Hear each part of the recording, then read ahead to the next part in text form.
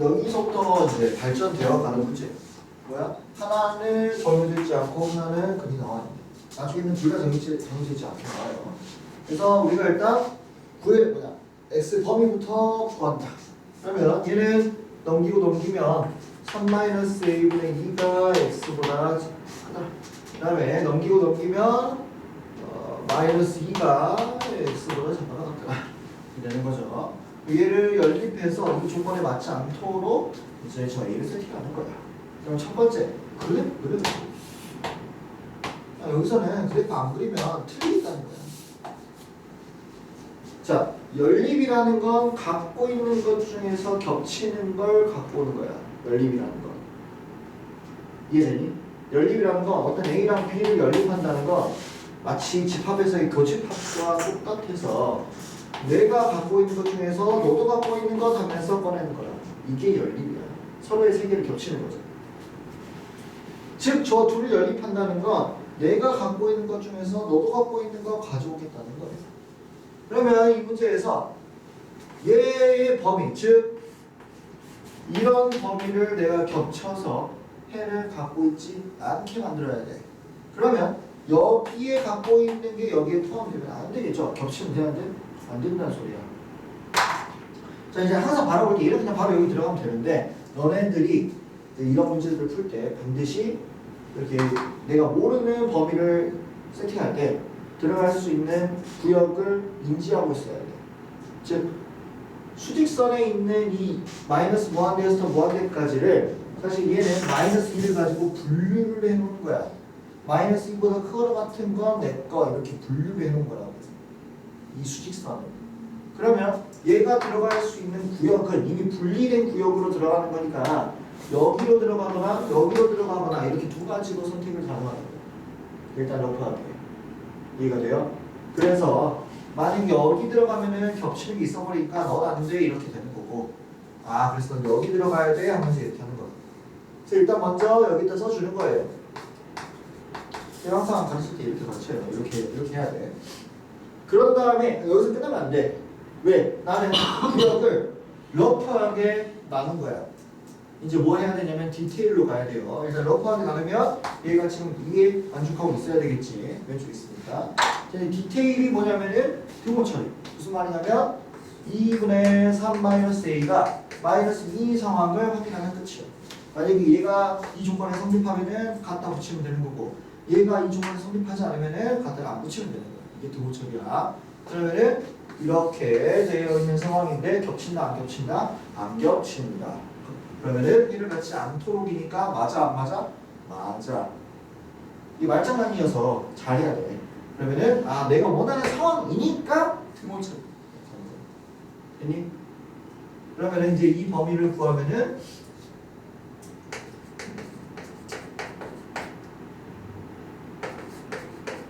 답은 7이 나오는 거죠. 이제 이런 걸 응용해서 아까 409번을 하는 거예요. 이제 얘는 그 K를 움직여가면서 내가 원하는 지금 상황을 관찰하는 거야. 자, 그러면 쟤를 일단 뭐 해야 돼? 정리해야지. X의 범위 구합시다. 여기는 4X니까 4분의 K 플러스 1이 이렇게 될 것이고, 여기는 마이너스 4 X 이렇게 되겠네요. 그러면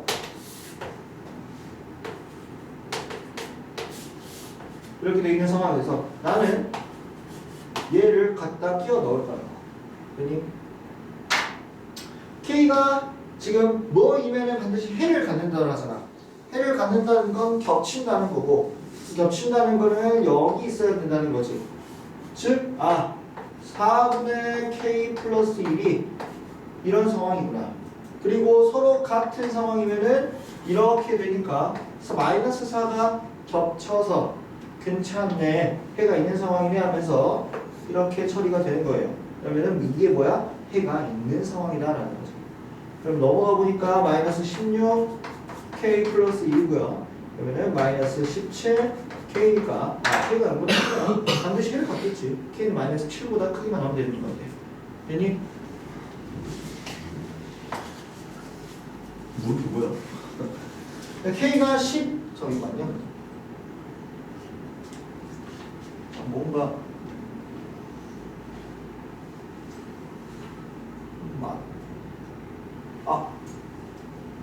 뭐 크게 방금 문제에서 크게 상관이 없었는데 뭐야 이거 아니잖아. 왜 걔가 다 떨어졌지? 여기가 등호가 있으면 안 되고 이렇게 돼요. K가 11이면 자연수인 해는 3개이다 물어보고 있네요. 그러면 11이면은 얘가 12가 되고 나누면은 3이 되니까 3에서부터 이렇게 나오는 상황이겠죠. 그러면 자연수는 1, 2, 3 이현도 맞겠다. 해를 갖지 않도록이네. 지금 이런 상황에서는 해를 갖는 거니까 얘 반대 상황에서는 해를 안 갖겠지. 갖거나 안 갖거나 갖거나 안 갖거나 갖지도 않고 안 갖지도 않다 이런 건 없어. 그렇지? 그러면은 K가 이런 상황에서는 갖지 않는 거니까 최대값은 마이너스 17이라 하면서 기억되나? 되니? 그래서 얘는 뒷부분 어려운 거고 다음 넘어갑시다. 이 친구는 한 줄짜리 뭐 하진 않을 거예요. 근데 풀을 때 어떻게 풀지? 한 줄짜리 앞에 거 2개, 뒤에 거 2개. 근데 이 중에서 한 줄짜리인데 상수 1차식 상수 꼴로 있을 때는 굳이 이렇게 2개 할 필요 있어 없어? 없어. 어떻게 하면 돼? 여기서 x만 남기면 되지 동시에. 그래서 예를 들어2x-1, 4, -7 뭐 이런 식으로 돼 있으면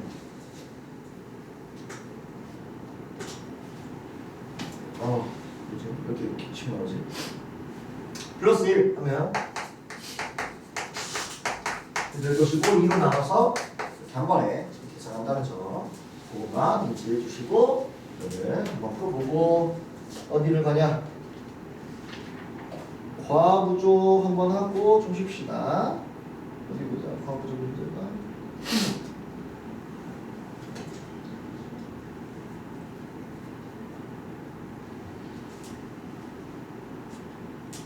여기 있네.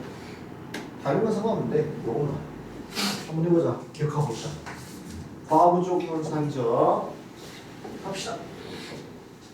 있잖아. 의자에 앉는 거. 의자에 앉는 거. 한번 해봅시다.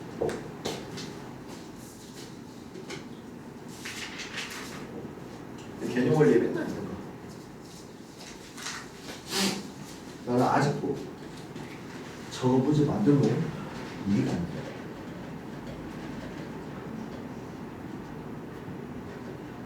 일곱 명씩 들어가면 끝까지 7명씩 들어가던가. 왜 마지막에 한 명만 들어가도 찬 건데? 이해가 있어. 이해가 있어.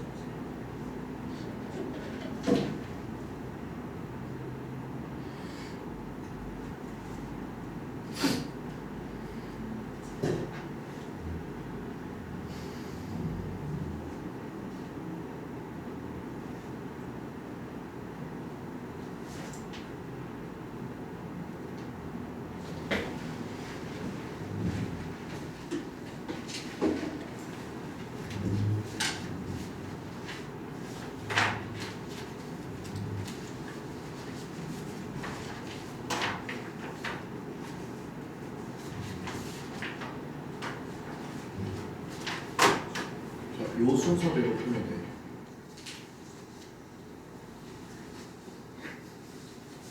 해설지가 다 같이 있어.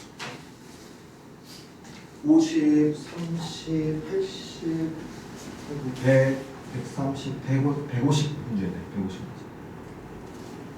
문제. 이틀씩. 다음 주까지.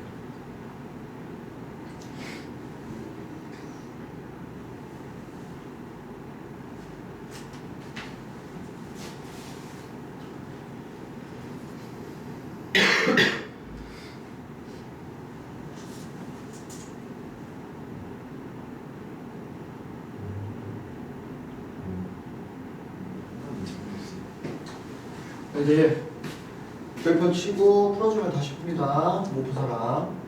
자, 한 텐트에 4명씩 들어가면 학생이 2명이 남는데 그럼 텐트를 가지고 내가 학생을 가지고 텐트의 개수를 내가 정의를 내릴 수 있어. 그래서 학생이 X명일 때 텐트는 4X-2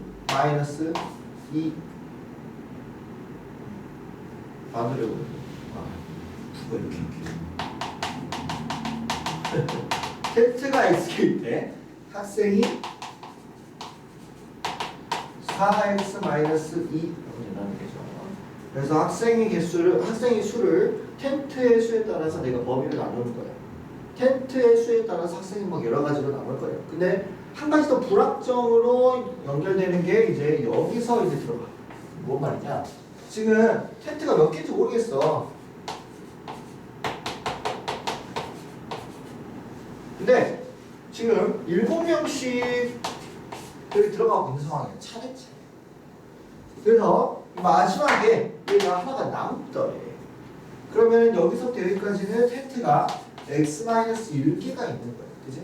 근데 이 문제가 짜증나는 점이 마지막 텐트에 사람이 한 명만 들어가 있어도 이 텐트는 남는 텐트가 아니라는 거예요. 그러니까 짜증나. 뭐야 이거 국어도 아니고 수학이 아니야 이거. 그래서 일단 X 차례차례 들어가고 있는 거야. 그래서 여기에 X-2개는 확정적으로 7명씩 차 있어.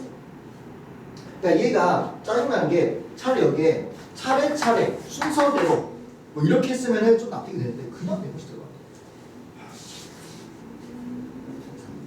그래서 우리가 여기에 한 명 들어갔을 때가 전체 학생 수가 가장 작겠지. 7명까지 들어가 있으면은 전체 학생 수가 제일 많은 거야. 그치? 그 텐트의 개수 말고도 여기에서 학생 수를 결정하는 범위가 추가가 된다. 그래서 이거 2개를 한꺼번에 해야 된다는 거예요. 그래서 우리가 뭘 해야 되느냐? 일단 고정적으로 확정적으로 X-2개는 7명씩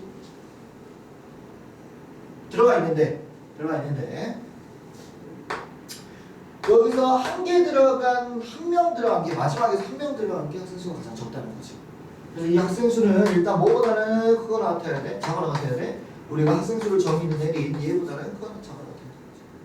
그리고 맥스는 몇 명이냐면 여기에 7명 다 들어간 게 맥스지. 그래서 7 곱하기 X-1개 다 7명 들어간 거야. 그러면 얘랑 얘를 연립하면은 X에 대한 범위가 나올 것이고 그 범위에 해당하는 자연수가 학생 수가 됩니다. 소수점이나 붙이면 안 돼요. 사람은 1.5명 이렇게 될 수는 없어. 절반 자르고 다 있어요. 그죠? 4인 이상이 아니야. 좀 쉬었다가 절대값 문제 정의 내리고